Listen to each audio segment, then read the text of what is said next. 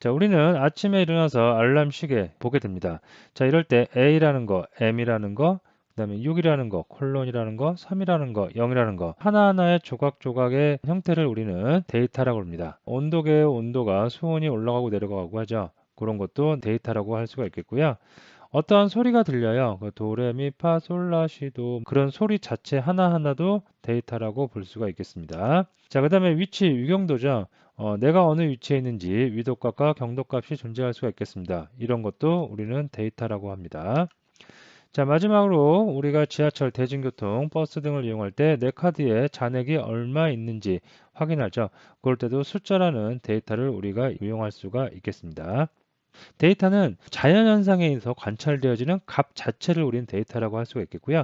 이런 데이터를 모아서 어떤 의미를 부여해서 가공을 해서 관리하기 쉽도록 정리해 놓은 것을 우리는 정보라고 할 수가 있겠습니다. 자, 그래서 예를 들어서 여기서 보면 시간이 있어요. 시간이 있을 때 6, 3, 0 이렇게 하나하나의 숫자를 데이터라고 보시면 되겠고요. 이 6, 3, 0이 모여서 6시 30분이라는 시간이라는 정보를 우리한테 주는 거죠. 이거를 우리는 정보라고 보시면 되겠습니다.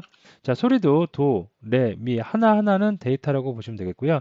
이게 연결이 돼서 어떤 음원을 만들어내죠. 이거를 우리는 정보라고 보시면 되겠습니다. 자, 위치와 잔액도 마찬가지 개념이라고 보시면 되겠습니다. 자, 그래서 데이터를 처리를 하면 정보가 된다. 예를 들어서 2하고 3이라는 데이터죠. 이거를 곱셈이라는 처리를 합니다. 그러면 6이 나오죠. 이거는 2와 3이라는 데이터를 곱셈이라는 가공을 해서 의미 있는 정보가 만들어졌다고 보실 수가 있겠습니다. 스마트폰에 시간을 나타내는 앱이 있을 수가 있겠습니다. 데이터가 있고 시간이라는 의미를 부여해서 정보를 만들었습니다. 자, 날씨 앱에 오늘이 몇 도인지, 자, 소리, 음원 파일이 재생되는 거죠. 다음에 위경도, 위치, 자, 그 다음에 잔액도 마찬가지입니다. 자, 그럴 때 여기에 사용된 조각조각의 데이터들, 이런 데이터들이 어디에서 저장이 되냐면요. 컴퓨터에서는 메모리라는 곳에 저장이 됩니다. 이걸 우리는 흔히 램이라고 그러죠. 여기에 프로그램이 돌아가기 위해서 얼마만큼의 메모리를 할당을 받습니다. 예를 들어서 전체 메모리가 16기가인데 내가 만든 프로그램은 10메가를 쓸 거야. 이렇게 할당을 받아요. 프로그램이 구동이 되면 구동되기 위해서 필요한 메모리를 OS, 그 윈도우 아니면 리눅스 OS에서 할당을 해줍니다. 그러면 할당을 받은 다음에 거기에다가 우리가 이러한 데이터들 있죠. 그런 것을 다 저장하고 변경하고 등등 하면서 프로그램이 실행된다고 보시면 되겠습니다. 자, 그래서 어쨌든 데이터는 이렇게 메모리라는 곳에 존재하는데요. 메모리를 조금 더 깊이 안으로 들어가 보면 메모리는 사실 우리가 거주하고 있는 아파트와 같은 형태라고 보실 수가 있어요. 이거를 전체를 하나의 램, 메모리라고 보시면 될 듯합니다. 그리고 그 메모리는 이렇게 아파트처럼 그리드 모양으로 다 조각조각 공간 분할이 되어 있고요. 그 공간 분할한 데는 다 번질 수가 있어요. 이거를 메모리 주소라고 합니다. 프로그래밍에서 사용한 데이터를 메모리라는 특정한 공간 이렇게 하나 401호가 되겠네요. 401호에 이렇게 담아서 쓰면 되겠습니다. 그리고 우리는 프로그래밍 언어를 이용을 해서 어떻게 하면 데이터를 이 특정한 메모리 공간에 넣을까? 그리고 넣은 값을 어떻게 우리는 꺼내서 사용할까? 그런 방법들을 학습을 하면 되겠습니다. 자, 정리하면 데이터는 어디에 저장이 돼요? 메모리에 저장이 되는데 그리고 이 특정한 공간을 우리는 변수라고 한다. 변수에는 메모리 주소가 있다. 라고 정리를 하시기 바랍니다. 자, 근데 우리가 사람이 이 메모리 주소를 사실은 메모리 주소가 여기는 간단하게 0x03, 0x02, 0x01로 나타냈지만 실제로는 메모리 주소가 이렇지는 않아요. 굉장히 복잡합니다. 자, 그래서 이 메모리 주소를 이거를 다 알고 있어야 돼요. A라는 데이터를 쓰고 싶으면 0x01을 알아야 되고 3.14를 쓰려면 0x01을 또 알아야겠죠. 그래서 우리는 인간이 이 번지수를 외우기 너무 어려우니 우리가 특정한 이름, 나만의 이름을 짓자. 그러면 좀 더 찾아가기 쉽지 않냐. 그래서 만들어진 게 이런 이름, 나만의 이름을 만들어서 쓸 수 있는데요. 이걸 우리는 변수명이라고 합니다. 이 메모리 공간에 들어있는 데이터의 의미를 살려서 나만의 이름을 짓자, 장명하자라고 정리하시면 되겠습니다. 자, 변수는 선언과 초기화 단계로 크게 나눠집니다. 파이썬 프로그램에서 my 알파벳 등호 붙이고 이렇게 a라는 문자를 줬어요. 파이썬 프로그래밍에서 작은 따옴표를 하나를 묶으면요. 이거는 문자 또는 문자열이라고 합니다. 그리고 요거는 할당 연산자라고 그래요. 등호가 아닙니다. 수학에서는 이렇게 하면 같다는 뜻이잖아요. 자, 프로그램에서는 오른쪽에 있는 값을 왼쪽에 있는 변수에다가 이렇게 할당한다고 해서 할당 연산자 또는 오른쪽에 있는 값을 왼쪽에 있는 변수에 대입한다고 해서 대입 연산자라고 합니다. 자, 그럼 코드를 이렇게 만약에 짰다. 컴퓨터 안에서는 어떤 일이 벌어지냐면 마이 알파벳이라는 게 있어요. 여기까지 일단 코드가 실행됩니다. 그러면 메모리에 요게 메모리 한 칸이라고 보시면 돼요. 메모리 특정한 공간 하나에 마이 알파벳이란 이름을 변수명을 붙여줬어요. 이걸 우리는 변수 선언 단계라고 합니다. 자, 그 다음에 대입 염산자를 이용해서 오른쪽에 있는 값을 이 마이 알파벳이란 박스 안에 이렇게 대입을 했어요. 자, 그림이 요겁니다. 이거를 변수 초기화 단계라고 합니다. 자, 그러면 특정한 공간을 만들고 나의 이름을 변수명을 짓는 것을 변수 선언, 다음에 데이터를 실제로 넣는 것을 변수 초기화 단계라고 했는데요. 이거를 합쳐서 변수를 정의했다라고 합니다. 자, 엄격하게 얘기하면 이렇게 구분 짓지만 이걸 다 하나로 묶어서 전체적으로 변수 초기화했다고 하는 사람도 있고요. 또는 그냥 변수 선언했어. 그리고 그 변수 안에는 3이라는 데이터가 있어. A라는 데이터가 있어. 그렇게 얘기하는 사람도 있습니다. 그래서 약간의 부르는 사람마다 차이가 있긴 하지만 엄격하게 얘기를 하면 변수 선언 단계와 초기화 단계 그리고 이걸 합쳐서 변수 정의 단계를 구분할 수가 있겠습니다. 자, 그 다음에 변수 출력을 하는데요. 자, myAlphabet이라는 곳에 A가 들어있어요. 이거를 print myAlphabet을 하면 print는 파이썬에서 제공해주고 있는 어떤 함수인데요. 화면에 출력하는 기능이 있어요. 그래서 myAlphabet에 있는 데이터를 출력을 합니다. 화면에. 그러면 A가 이렇게 출력이 될 수 있겠고요. myNumber라는 변수에는 1, 2, 3이 저장돼 있어요. 123이. 그리고 그거를 프린트를 해보면 어떻게 123이 출력되겠죠. myBool이라는 곳엔 true라는 데이터가 들어있습니다. 우리가 알고 있는 true and false입니다. 참과 거짓. 그러면 myBool을 출력하면 true가 이렇게 출력이 될 수가 있겠습니다. 자, 요거 간단하게 한번 해보면 자, 일단 뭐 변수 선언하는 거 이렇게 하고 myNumber 여기까지가 변수 선언 단계라고 그랬어요. 여기에다가 나는 10이라는 거를 할당하겠다. 이거를 나는 프린트로 해서 출력해 보겠다. myNumber. 예. 그러면 어떻게 이렇게 10이 출력이 될 수 있다는 얘기입니다. 만약에 내가 이거를 100을 담았다. 그럼 어떻게 100이 그대로 출력이 될 수 있다는 얘기입니다. 여기다가 HELL로 hello를 담았어요. 그러면 hello가 출력이 될 수가 있겠죠. 변수명을 만들 때 몇 가지 규칙을 좀 준수를 해줘야 됩니다. 자, 이렇게 myAlphabet, myScore, today news, 플레이리스트 이렇게 영어로는 하는데요. 한글로는 하지 마세요. 테스트할 때는 가능할지언정 컴퓨터 프로그램에서 한글은 사용하지 않는다라고 보시면 되겠습니다. 나중에 큰 오류가 발생할 수 있기 때문에. 자, 그 다음에 데이터의 의미를 파악할 수 있게끔 장명을 하는 게 좋습니다. 예를 들어서 myAlphabet, 나의 알파벳, myScore, 내 점수, 뭐 시험 성적이나 이런 게 되겠죠. today news, 오늘의 뉴스들, 그 다음에 플레이리스트가 목록이 쭉 나오는 거. 변수명만 보고도 이 변수 안에 들어있는 데이터가 어떤 데이터인지 짐작을 할 수 있게 변수명을 만들어주는 게 좋아요. 만약에 이런 게 귀찮다고 해서 mya, ms, tnews, PLT 이렇게 하면 이 변수만 보고 이 변수 안에 무슨 데이터가 들어있을까 감이 안 오죠. 특히 최악의 경우가 이런 겁니다. 가장 안 좋은 케이스죠.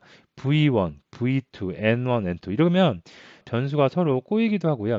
그래서 항상 의미 있게 변수명을 만들어 주셔야겠습니다.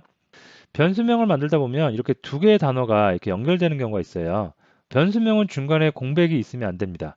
그래서 이렇게 두 개 이상의 단어가 붙었을 때는 두 번째 단어의 첫 글자를 대문자로 해요. current, location, latitude 세 개의 단어가 붙은 거잖아요.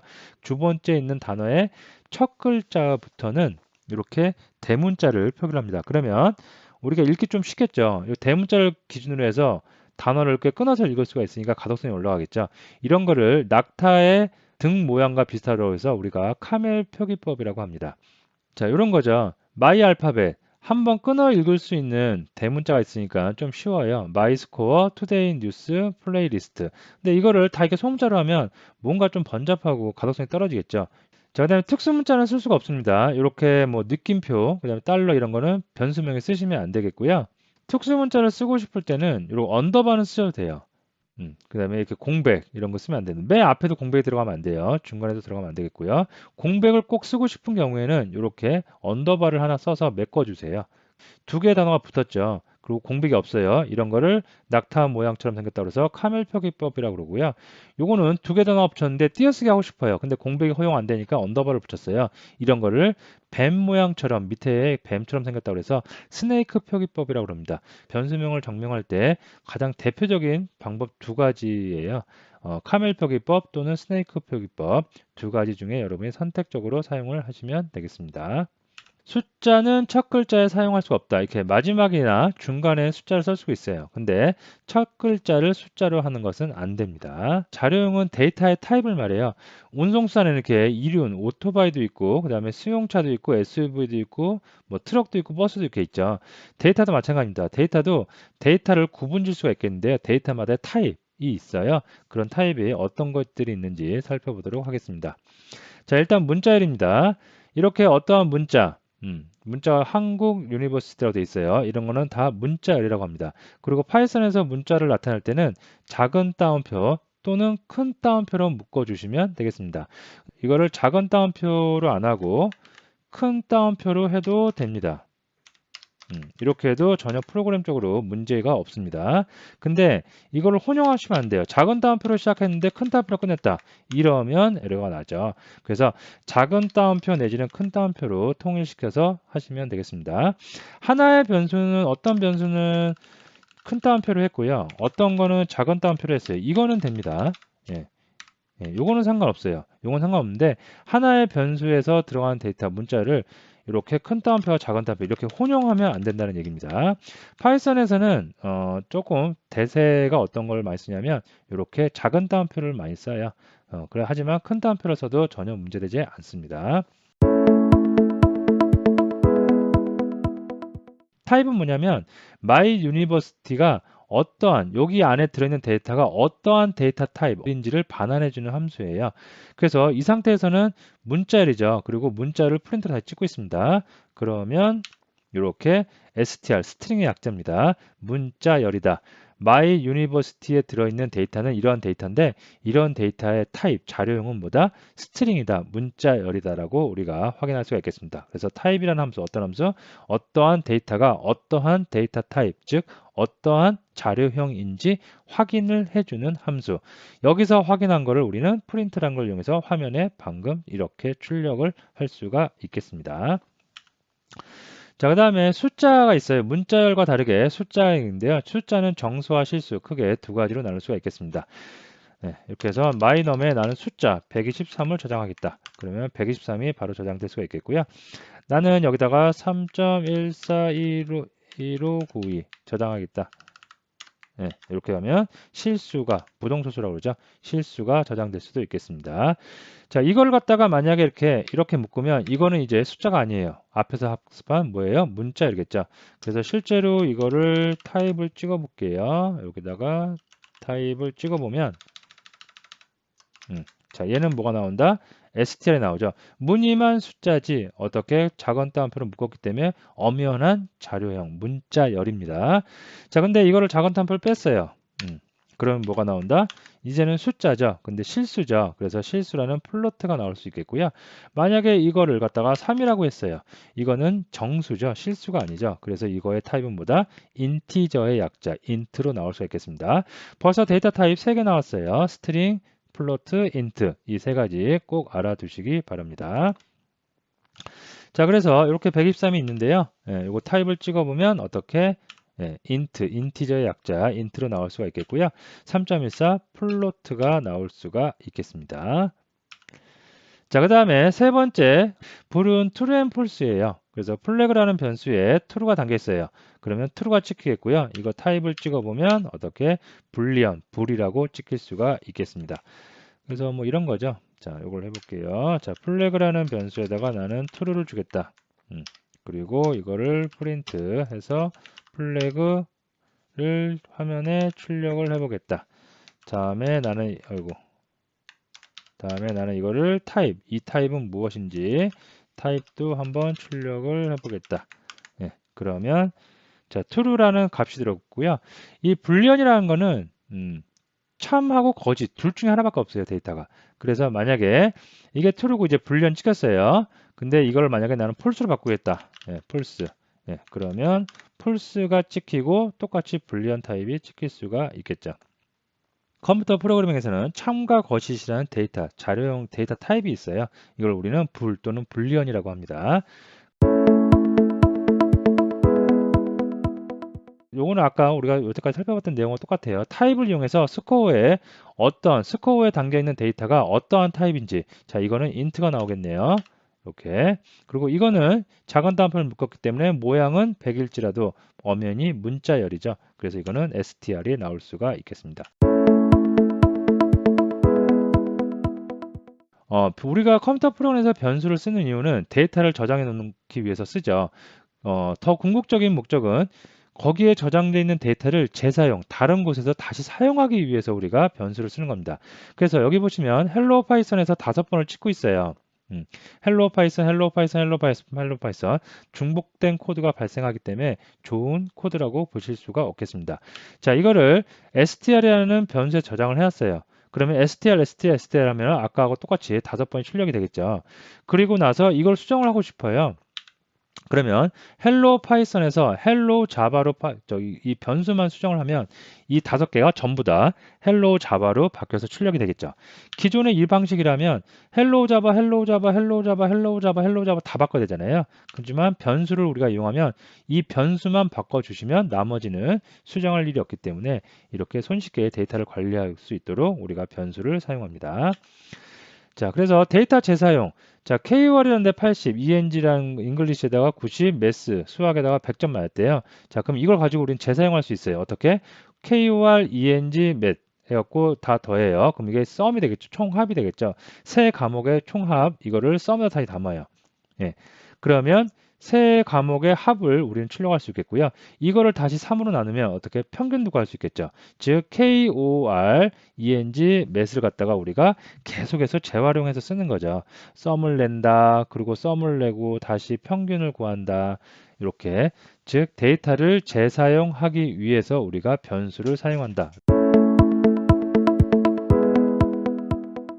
자, 지금까지는 우리는 프로그램에서 이렇게 어떠한 데이터를 입력을 한 다음에 변수를 정의해서 사용을 했습니다. 하지만 프로그램이 실행되는 도중에 사용자한테 데이터를 직접 입력받을 수도 있어요. 이런 거는 input 함수를 이용합니다. 그래서 input 함수를 이용하면 데이터를 입력하세요가 화면에 출력되고요. 실제로 사용자가 데이터를 입력하면 그 데이터가 유저 데이터라는 변수에 할당이 됩니다. 자, 이때 조심해야 될 거는 사용자가 입력한 데이터의 데이터 타입은 무조건 스트링이에요. 자, 그래서 데이터를 입력하세요 여기까지 출력이 되고 사용자가 python을 입력했다. 예, 그러면 유저 데이터에 파이썬이 저장이 되고요. 그걸 프린트로 출력을 해보면 이렇게 파이썬이 출력이 될 수가 있겠습니다.